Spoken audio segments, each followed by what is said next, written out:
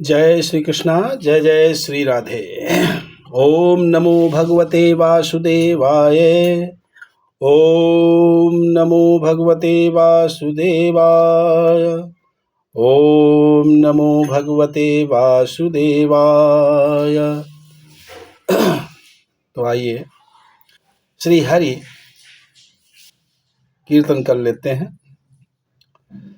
दिला दो भीख दर्शन की, प्रभु तेरा भिखारी हूँ। दिला दो भीख दर्शन की, प्रभु तेरा भिखारी हूँ। दिला दो भीख दर्शन की, प्रभु तेरा भिखारी हूँ। वो चल कर दूर देशों से तेरे दरबार में आया खड़ा हूँ। द्वार पे दिल में तेरी आशा का धारी हूँ। दिला दो भीख दर्शन की, प्रभु तेरा भिखारी हूँ। दिला दो भीख दर्शन की, प्रभु तेरा भिखारी हूँ। वृंदावन बिहारी लाल की जय। श्री राधा कृष्ण की जय। दूसरा अध्याय भक्ति का दुख दूर करने के लिए नारद जी का उद्योग। नारद जी ने कहा कि हे भक्ति, तुम व्यर्थ ही अपने आप को खेद में क्यों डाल रही हो? अरे तुम इतनी चिंतातुर क्यों हो? भगवान श्री कृष्ण के चरण कमलों का चिंतन करो। उनकी कृपा से तुम्हारा सारा दुख दूर हो जाएगा। जिन्होंने कौरवों के अत्याचार से द्रौपदी की रक्षा की थी और गोप सुंदरियों को सनाथ किया था, वे श्री कृष्ण कहीं चले थोड़े ही गए हैं। फिर तुम तो भक्ति हो और सदा उन्हें प्राणों से भी प्यारी हो। तुम्हारे बुलाने पर तो भगवान नीचों के घरों में भी चले जाते हैं।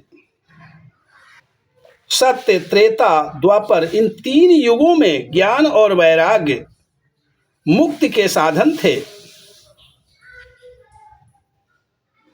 किंतु कलयुग में तो केवल भक्त ही ब्रह्म सायुज की प्राप्ति करने वाली हैं। सूत जी कहते हैं कि इस प्रकार नारद जी के निर्णय किए हुए महात्म को सुनकर भक्ति के सारे अंग पुष्ट हो गए और वे उनसे कहने लगी। क्या कहा? भक्ति ने कहा, नारद जी आप धन्य हैं। आपकी मुझ में निश्चल प्रीति है। मैं सदा आपके हृदय में रहूंगी, कभी आपको छोड़कर नहीं जाऊंगी। साधु, आप कृपालु हैं। आप क्षण भर में ही मेरा सारा दुख दूर कर दिया, किंतु अभी भी मेरे पुत्रों में चेतना नहीं आई है। आप इन्हें शीघ्र ही सचेत कर दीजिए, जगा दीजिए। तब नारद जी बोले कि हे बाले, मैं जो भी उपाय है वो अवश्य करूंगा। उपाय की खोज में नारद जी आगे बढ़े। नारद जी बोले, इस आकाशवाणी ने मुझे गुप्त रूप में ये बात कही है। ये नहीं बताया कि वो कौन सा साधन किया जाए जिससे इनका कार्य सिद्ध हो। वे संत ना जाने कहाँ मिलेंगे और किस प्रकार उस साधन को बताएंगे। अब आकाशवाणी ने जो कुछ कहा है उसके अनुसार मुझे क्या करना चाहिए? इस प्रकार से नारद जी बहुत चिंतातुर हो गए और बदरी वन में आए। ज्ञान वैराग को जगाने के लिए वहां उन्होंने ये निश्चय किया कि मैं तप करूंगा। इसी समय उन्हें अपने सामने करोड़ों सूर्यों के समान तेजस्वी सनकादि मुनीश्वर दिखाई दिए। उन्हें देखकर मुनिश्रेष्ठ कहने लगे, महात्माओं, इस समय बड़े भाग्य से मेरा आप लोगों के साथ समागम हुआ है। हे महात्मा, आप मुझ पर कृपा करके शीघ्र ही वो साधन बताइए जिससे कि भक्त के दोनों पुत्रों का उद्धार हो। सनकादि ने कहा, देवर्षे, आप चिंता न करें, मन में प्रसन्न हो। उनके उद्धार का एक सरल उपाय पहले से ही विद्यमान है। नारद जी ने कहा, मैंने वेद वेदांत की ध्वनि गीता पाठ करके उन्हें बहुत जगाया, किंतु वे भक्ति, ज्ञान और वैराग्य ये तीनों नहीं जगे। शनकादि ने कहा, श्रीमद् भागवत की कथा वेद और उपनिषदों के सार से बनी है, इसलिए उनसे अलग उनकी फल रूपा होने के कारण वो बड़ी ही उत्तम जान पड़ती है। और श्रीमद् भगवत गीता, श्रीमद् भागवत पुराण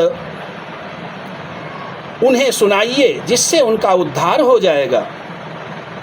नारद जी ने कहा, महानुभावों, आपका दर्शन जीव के संपूर्ण पापों को तत्काल नष्ट कर देता है और जो संसार दुख रूप दावानल में तपे हुए हैं उन पर शीघ्र ही शांति की वर्षा करता है। आप निरंतर शेष जी के सहस्त्र मुखों से गाए हुए भगवत कथामृत का ही पान करते रहते हैं।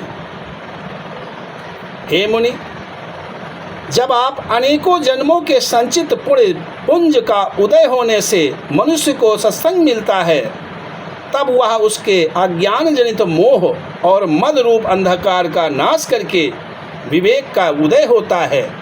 जय श्री कृष्णा, जय जय श्री राधे। श्री वृंदावन बिहारी लाल की जय।